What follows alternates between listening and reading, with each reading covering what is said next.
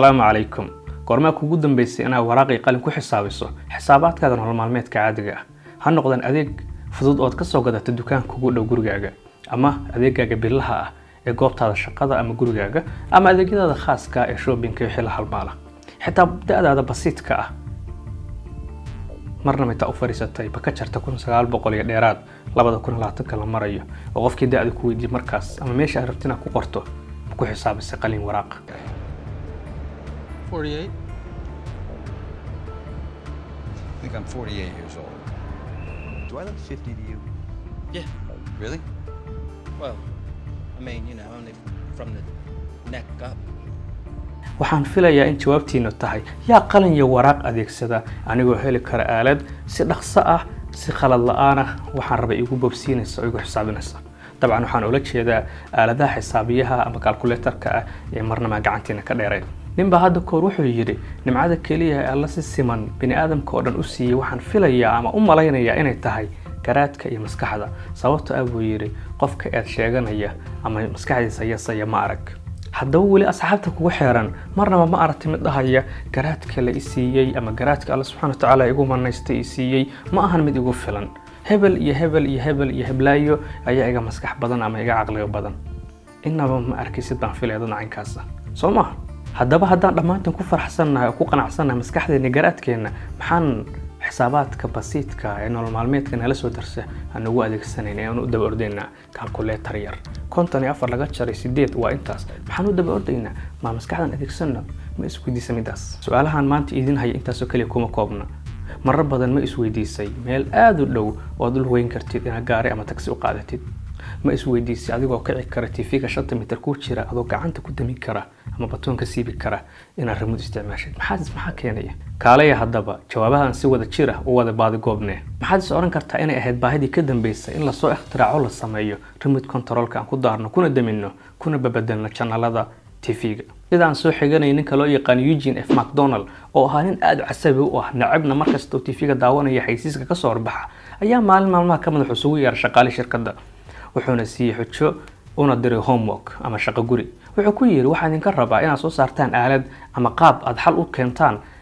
anigoo TV-ga u tagin inaan channelkan doona bedeli karo xilligan doona iska aamusin karo markay soo gala ninka codkiisa aan jeclay markaas xaysiiska sameeya ama aan iska damin karo TV-ga oo bashada seexan karo ka bacdi natiijadu sida la sheego waxa ay remote control-kan maanta adeegsano inkastoo culimo badan oo caan ah oo saynis yahana uu kamid yahay Nikola Tesla ay kamid ahaayeen ragga hormuudka u ahaa soo saarista iyo ikhtiraacida hormuudkan haddana shirkadaas ninka casabiga ama xanaaq badan uu maamulo ayaa loo asteeyaa iyadoon ognahay in dadku saameyn aan toos ahayn ay ku leeyihiin bedelida xiritaanka iyo daarida TV-ga ayagoo adeegsanaya remote control-kan mis oran kartaan shaqooyin badan baa jira maanta la qabto waqti xaadirkan hadda joogno oo insaanku ay wax fala ku lahayn ama si toos ah ay saameyn ugu lahayn waxa isweydiinaysan shaqooyin caynkaas ma jiri karaan waxa jirta teknoolajiyada loo yaqaan artificial intelligence ama garaadka macmalka dabcan af Soomaaligan waa tarjumad shacbur ku astaysan ee ahayn mid ku salaysan cilmiyan haddaba teknoolajiyada casriga aan ka hadlayay garaadka macmalka ma jirta qaab kala duwan oo naga soo horbaxdo qaab aan ku aragno ama saameyn ay ku leedahay nolol maalmeedkeena tooska ah asla eegno taleefanka aad wax yar ka hor ku xisaabinaysa da'daada boqolka ka yar mararka qaar ma kuu soo qoraa memory full waan buuxsamay iga dhaafo taraafka iyo sawirada igu wadid ama ma kuu soo qoraa battery low batteriga iga dhacay dab ila gaar mararka qaar si Google aad wax ka baaraya oo wax qoray sidee loo kariyaa laxoox saan ah isbaas leh ma ku raaciyo oo ma tii warseeba ku garto waxaan rabo sidee ku qiyaas waxaan raadinayo marar badan sagaari asaaranta gaalgaal marka reefis u galisid cod dhiid oo kale ma ku yeeriyo ma ku yiri darbi baa kugu soo dhaweys ilaali tusaale kale mararka qaar adoo meel iska maray leer ma daarmay adigoo aan meel batoon riixin waxa soo dhan maxay yihiin teknoolajiyada ka dambaysa ee amarkana siinaysa ee anagoo si toos ah far u qaadin jawaabahana siinaysa ama macluumaadka soo gudbinaysa maxay tahay dhanka kale weliga ma maqashay dukaan uu soo joogin qof shaqaale ah oo macaamiil soo galay u khidmaynaya ama qof shaqaale ah oo fadhiya cashier-ka qofka alaabta soo gatay ka xisaabinaya lacagaha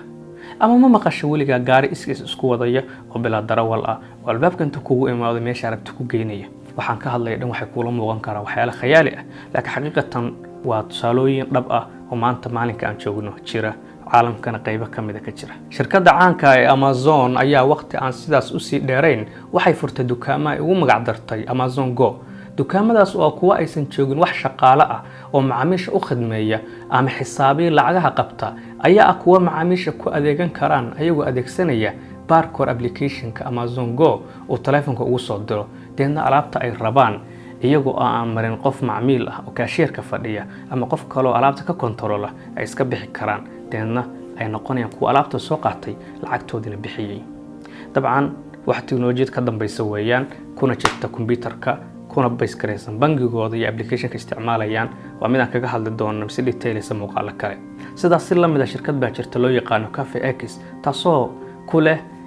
sandaqada yaryar laamiga agtiisa taasoo ah gacan robot ah oo dadka u diyaarinaysa kafeegi kuwa qaxwaha jecel hadii goorna ayagoo laamiga soo maraya ama meel fog soo maraya ay si dalban karaan qaxwaha ay rabaan oo oranayaan noocaas sanjibishu ku badan tahay biyuhu aad u karkarsan yihiin caynkaas ay si diyaari xitaa marka qaar robotku uusan ahayn mashiin kaliya ee qofka insaanka booskiisa kale ku jira oo qofka macsalaama ama bye bye ama nabaday u dhigi karo. haddaba labadan shirkadoon ka hadalnay midda robotka qaxwaha sameynaysa iyo Amazon Go dukaankeeda bilaa shaqaalaha ah waxay leeyihiin faa'iido iyo khasaare. faa'iido waxay noqon kartaa adeeg hufan iyo qancin dheeraad oo macaamiishu helaan ayagoo aan dad la doodayn ee waxay rabaan toos u soo qaadanayaan. dabcanna khasaaro waxay noqon kartaa qofka xisaabiyaha oo alaabta tirinayay qofka kontaroolaya lacagaha ka irida taagnaa dhammaantood dadkaas waxay yihiin dad shaqo la'aan ah laga yaabo in homeless yihiin laga yaabo in meel kale joogaan laga yaabo shaqo aysan ku qanacsanin aadeen ama ay shaqo la'aan yihiin oo meel kale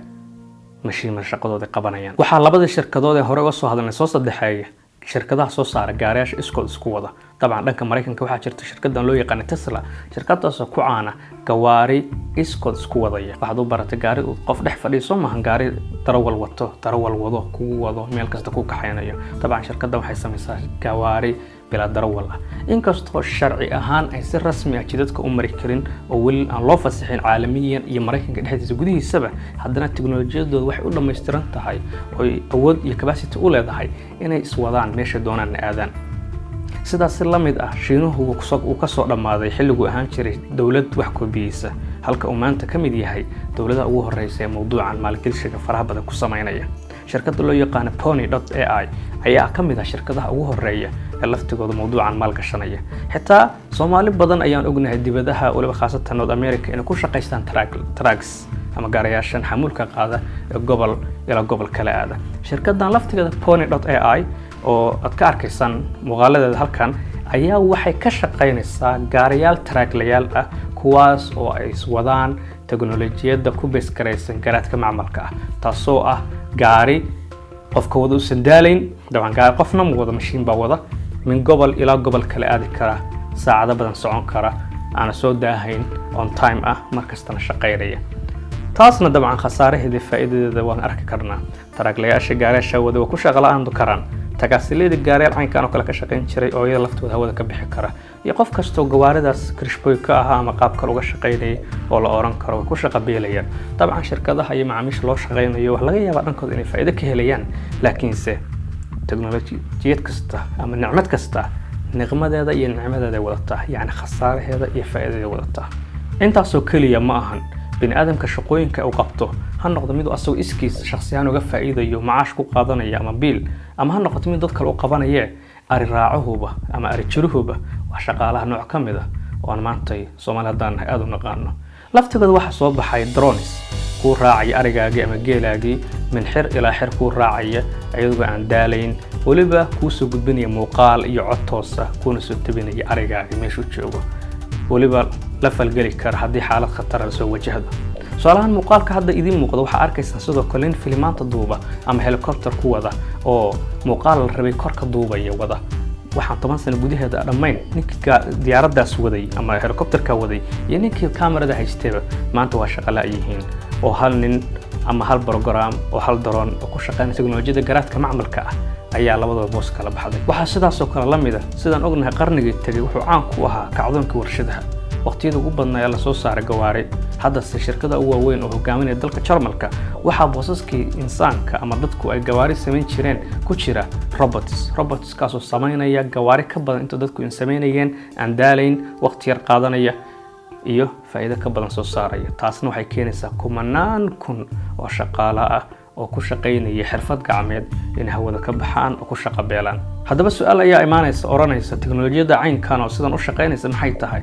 muuqaal kale ayaan si faahfaahsan uga hadli doonaa, laakiinse artificial intelligence waa machine ama algorithm loo tababaray qaab sida insaanka oo kale ah. ilmo yar oo la ababiyey, cunida la baray, waxa wanaagsan waxa xun la kala baray, saas loo ababiyey ilaa qofkaas uu ka noqdo qof weyn oo waayo arag ah. laakiin teknolojiyadan waa mid 5 maalin ama asbuuc gudihiis lagu tababari karo ku noqonaysa waayo arag wax badan taqaana, cunno karin karta, gaari wadi karta, ari raaci karta, taraag wadi karta, xitaa dii loo baahdana